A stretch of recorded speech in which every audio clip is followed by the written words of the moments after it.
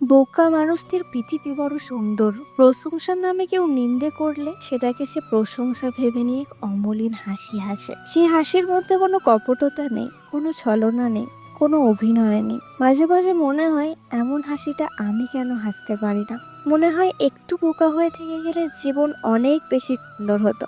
তা হলো কোথায় যেদিন দেখলাম খুব কাছের বন্ধুটা সত্যের মতন করে গুছিয়ে মিথ্যে বলে যাচ্ছে। আমি মন দিয়ে শুনছি অথচ কিছু বলতে পারছি না। যেদিন দেখলাম খুব কাছের মানুষটাও বুকে প্রতিশোধের আগুন পুষিয়ে রেখে পরের দিনই মধুর ব্যবহার করছে, অথচ এমন কপট ছলনা জেনেও চুপ করে থাকছি। যেদিন দেখলাম শ্রদ্ধার আসনে বসানো আমার শুভাকাঙ্ক্ষী মানুষটাও প্রশংসা করার নামে আমাকে ব্যঙ্গ করছে, তাকেও অসম্মানজনক কথা বলে ছোট করা থেকে বিরত থেকে এত কিছুর পরেও আমি হাসি তাদের এমন কীর্তিকলাপ দেখে। কিন্তু সে হাসি অমলিন নয়। যেমন করে বোকারা ঠকানো বুঝতে না পেরে একটা সুন্দর হাসি হাসে, এ হাসি তেমন নয়। উপলব্ধি করলাম খুব বিশ্বস্ত, খুব কাছের, খুব চেনা মানুষগুলোই আমার সুন্দর পৃথিবীটাকে রুক্ষ করে দিল। তারপরেও আমি হাসছি, অভিনয় করার জন্যই আমি তখন হাসছি, যে হাসিটা আমার নিজের নয়।